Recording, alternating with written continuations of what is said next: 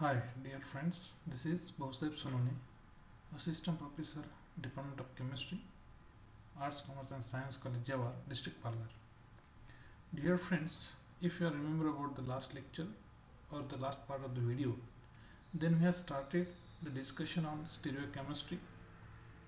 Dear friends, in the previous part of the video, we particularly discussed about the definition of stereochemistry as well as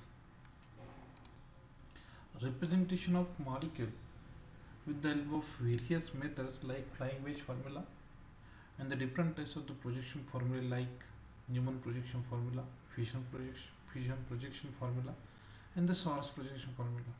The main purpose of representation of molecule according to this method is that we are getting the information of three-dimensional structure of the molecule with the help of 2D representation. At the same time, we also discuss how we can convert the one projection formula into another projection formula without change in stereochemistry of the molecule or the orientation of groups in the molecule. So here for that we discussed about the various examples in which we can convert one projection formula into another projection formula of the same molecule with the same orientation of the groups, means with the same stereochemistry. Dear friends, in this part of the video, now we are going to talk about the stereoisomers or the stereoisomerism. Already we know the term isomers. Isomers, these are the molecules having the same molecular formula but different structural formula. The two molecules which are having the same molecular formula but different structural formula are called as the isomers, and the phenomenon is called as the isomerism. Dear friends, in this part of the video we are going to talk about the stereoisomers, means these are the molecules definitely will have the same molecular formula, same structural formula also, but they will have the different orientation of atoms or the group of atoms in the space. That's why these are called as stereoisomers. So this is exhibited by the isomers having the same structure but differing in the spatial arrangement of groups. Hence, isomers having the same structure but different arrangement of groups attached to a symmetric carbon are called as stereoisomers, and the phenomenon is called as the stereoisomerism. Again, if we will talk about the classification of the stereoisomerism or the stereoisomers, particularly these stereoisomers are divided into two types: conformational isomers and the configurational isomer. Regarding the configurational isomers, these are classified into two types: geometrical isomers and the optical isomer, and the phenomenon is called as geometrical isomerism and the optical isomerism. As far as concerned with the geometrical isomerism or the isomers, we will talk about first geometrical isomers and then we will talk about the optical isomers. So geometrical isomers, these are the stereoisomers, means they will have the same molecular formula, same structural formula, and that is the orientation of group will be also but different orientation of groups because of the particular condition. So these stereoisomers which are formed due to the restricted rotation of carbon-carbon double bond are called as geometrical isomers, because it is not possible to have the carbon-carbon double bond rotation about the carbon-carbon double bond, and that's why the groups which are attached to the carbon of carbon-carbon double bond will be fixed, and that it gives the different structures of the same molecule. So that's why the stereoisomers which are formed due to the restricted rotation of carbon-carbon double bond are called as the geometrical isomers, and the phenomenon is known as geometrical isomerism. Hence, it is characterized by the compounds which are having the same structural formula but different spatial arrangement of groups at carbon-carbon double bond. So it is this is shown by the compound which are containing either carbon-carbon double bond or the cyclic structure. So this molecule do not rotate the plane of plane polarized light. Therefore, geometrical isomerism is strictly shown by unsaturated and cyclic compound. This is very important. This is geometrical isomerism is shown by only the compound containing unsaturation and cyclic structure. Dear friends, based upon the orientation of groups attached to the carbon of carbon double bond, whether the similar groups are on the same side or on the opposite side of the carbon double bond, based upon this criteria, this geometrical isomerism is again divided into two types. One is the cis isomer and another one is the trans isomer. In the cis isomer, the isomer or the stereoisomer having the similar groups on the same side of the carbon-carbon double bond is called as cis isomer. So here this is the important case. Here you can see this is small e is the one group, these are on the, so similar groups are on the same side of the carbon-carbon double bond. That's why it is called like the cis isomer. Here one is the example, that is in the two butane, two methyl groups are on the same side of the carbon-carbon double bond. That's why it is called as cis butane. Here there is another example in which the similar groups are on the same side. Similar groups are on the, actually this is quite different, but here bulky groups are on the same side. This is the main difference between these two. In the trans isomer, the isomer which are having the similar groups on the opposite side of the carbon-carbon double bond are called as a trans isomer. Here you can see this is and this is are the identical groups, but these are on the opposite side of the carbon-carbon double bond. Hence, it is called as the trans isomer. Here you can see this is the trans 2-butene, but here because in this 2-butene, the two methyl groups or the two hydrogen which are identical groups are on the opposite side of the carbon-carbon double bond. Hence, it is called as a trans 2-butene. There is some characteristic of the geometrical isomerism of the isomers. The number of geometrical isomers present in the molecule is given by the formula 2:. So how many geometrical isomers is possible in the particular structure in the particular molecule? It is given by the 2:n, where n is the number of carbon-carbon double bond present in the molecule. So geometrical isomers is always given by the formula that is 2:n, where n is the number of double bond present in the molecule. This is the simple. Suppose here in this molecule we have the two carbon-carbon double bond. That's why this molecule will have the number of double bond 2, means n is equal to 2. That's why this molecule will have the number of geometrical isomer 2:2, means that is equal to 4. So and these 4 are the cis. Next second one is the cis trans, next one is trans cis, and the last one is the trans isomer. So this is again the geometrical isomerism is also shown by the oximes in which there is a double bond between the carbon and nitrogen. But in the nomenclature of oximes, the prefix syn and anti are used instead of cis and the trans. Here you can see this is that if these groups are on the same side, then it is called like the syn, and if these groups are on the opposite side, then it will be anti. Again, geometrical isomerism is also shown by a cyclic compound. Just like the carbon-carbon double bond, if the similar groups are on the same side of the cyclic system, it will be called as cis, and if these groups are present on the opposite side of the cyclic system, then it will be called as the trans. So this is cis 1,3-cyclobutane dicarboxylic acid, and it is trans 1,3-cyclobutane dicarboxylic acid. Similarly, cis 1,3-dimethyl cyclohexane and trans 1,2-dimethyl cyclohexane.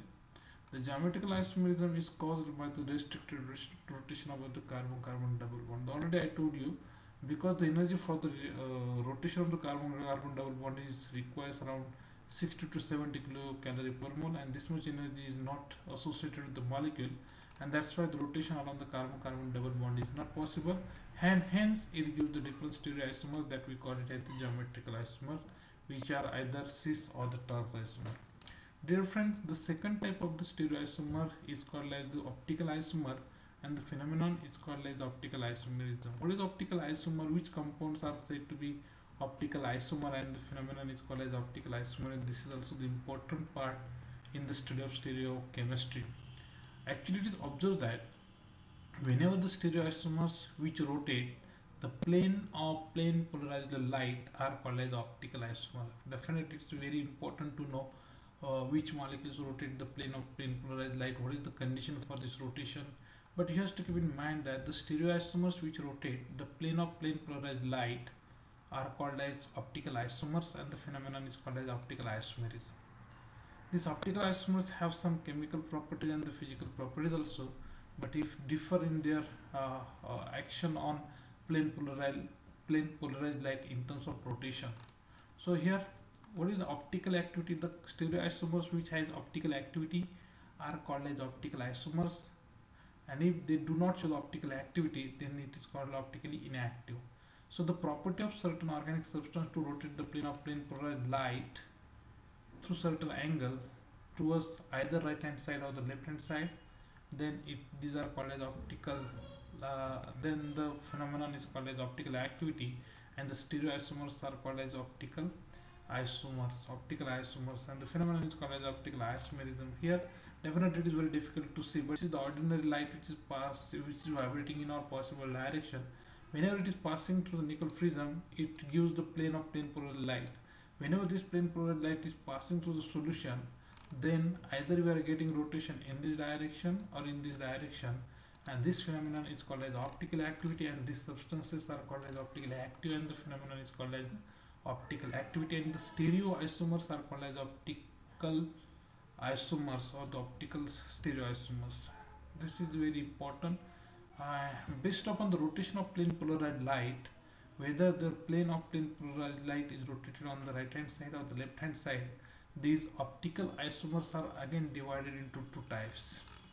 The first one is called as the dextroisomer or the dextrorotatory compound.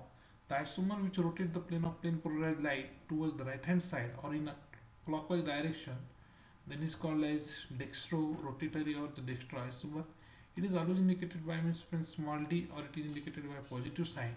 While levoisomer, these are the stereoisomers which rotate the plane of plane polarized light towards the left hand side or in anti-clockwise direction, and it is called as levorotatory or levoisomer. It is indicated by either small l or it is indicated by negative sign. Optical isomerism is shown by a molecule having at least one asymmetric carbon. This is the necessary condition. I will not say the essential condition. So optical isomerism is shown by the molecule having asymmetric carbon atom or the chiral center.